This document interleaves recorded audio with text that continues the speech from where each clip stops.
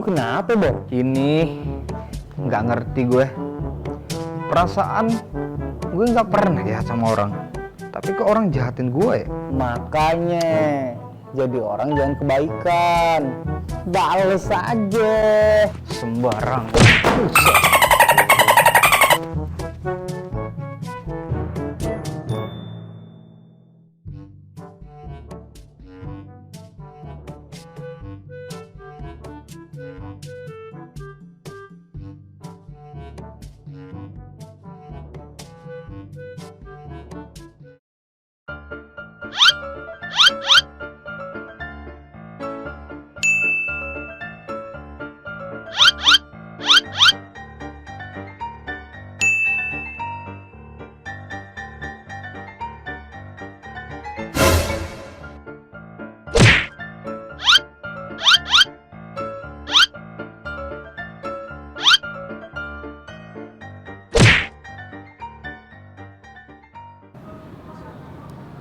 Allahu Akbar.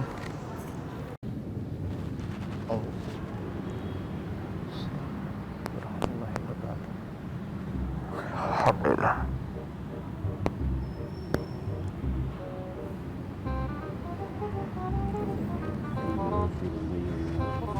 Assalamualaikum Ustaz. Waalaikumsalam warahmatullahi wabarakatuh. Adep, gimana kabarnya Adep? Sehat? Alhamdulillah sehat. Ini gimana nih? Ada urusan apa ini? Gini Tat, hati Adif ini kan lagi gelisah, lagi Masya bingung, Allah. lagi bimbang. Masya Allah. Karena akhir-akhir ini banyak ujian yang datang. Padahal Adif udah berbuat baik, Betul. sedekah, Masya Allah. berbuat kebaikan yang lain lah. Iya betul. Tapi kenapa malah orang-orang itu yang nyerang Adif? Ada yang menghambat pekerjaan Adif. Padahal Adif nggak ada urusan sama mereka, tapi mereka menghambat itu. Adif harus gimana? Baik. Jadi yang mesti Adep pahami di sini, kalau kita sudah berbuat kebaikan, itu balasannya pasti kebaikan juga. Allah sudah berjanji akan hal itu. Apa kata Allah di dalam Quran surat Ar-Rahman? Hal jazaul ihsan ilal ihsan. Balasan daripada kebaikan itu adalah kebaikan itu sendiri. Tapi yang namanya perbuatan baik itu pasti ada yang nggak suka. Kira-kira siapa yang nggak suka dengan perbuatan baik? Syaitan. Setan, baik itu dari kalangan jin maupun setan dari kalangan manusia. Setan akan berusaha dengan upayanya untuk membuat orang-orang yang berbuat baik ini berbelot kepada keburukan lagi. Nah, jadi ente ini sekarang sedang diuji oleh Allah. Karena kata Nabi itu Shallallahu Alaihi Wasallam, Allah itu kalau udah mulai suka dengan hambanya, pasti akan diberikan ujian. Dan ujiannya macam-macam.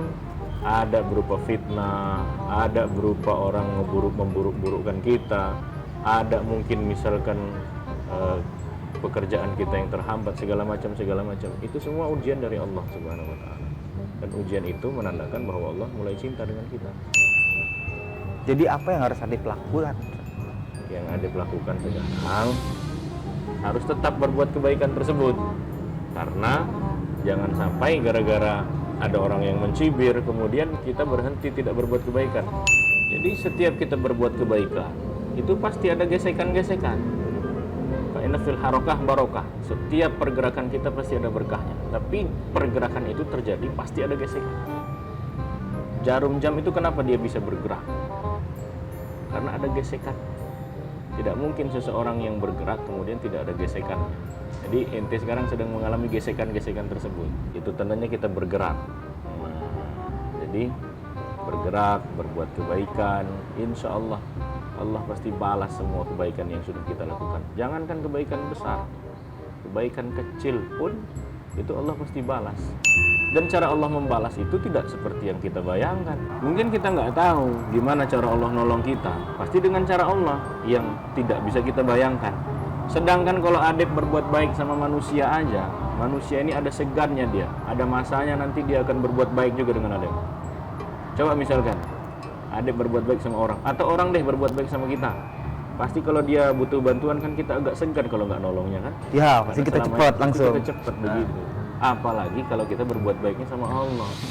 Kita nolong hambanya Allah itu jangan diniatkan kita menolong dia saja, tapi kita niatkan, ya Allah ini hambamu harus kutolong, tapi nanti kalau aku butuh pertolongan tolong aku ya Allah. Kita nolong hambanya Allah itu seperti itu. Kita nolong manusia itu jangan pandang martabatnya, jangan pandang pangkatnya. Tengok, dia itu adalah bagian daripada umat Nabi Muhammad. Kalau kita nolong orang, kemudian niat kita karena melihat dia adalah salah satu dari umat Nabi Muhammad, nanti ada masanya umat Nabi Muhammad akan menolong kita juga.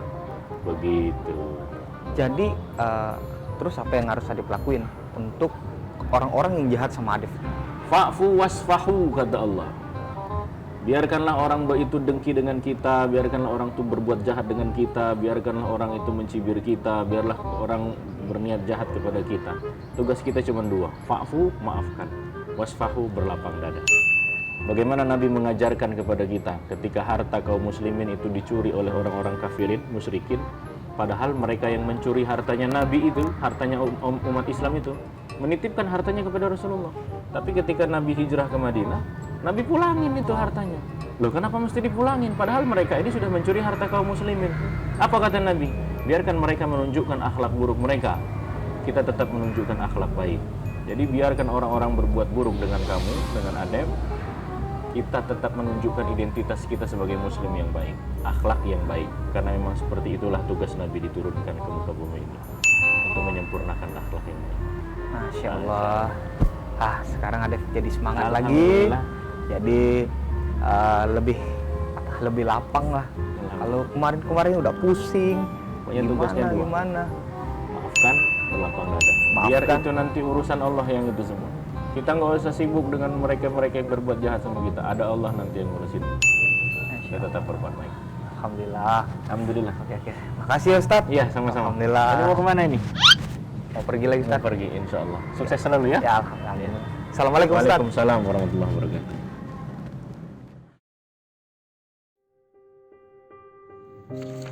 Jangan pernah lelah untuk melakukan kebaikan, karena setiap kebaikan akan selalu dibalas kebaikan oleh Allah Subhanahu wa Ta'ala, tentu dengan cara terbaiknya.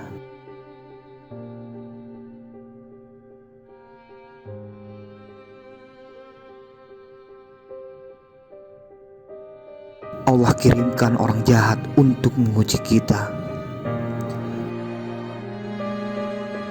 Bisa jadi Allah kirimkan orang baik untuk melindungi kita dari musibah yang datang tanpa diketahui. Jangan balas keburukan dengan keburukan juga. Kita tunjukkan akhlak mulia identitas Islam yang sebenarnya. Allah kuasa.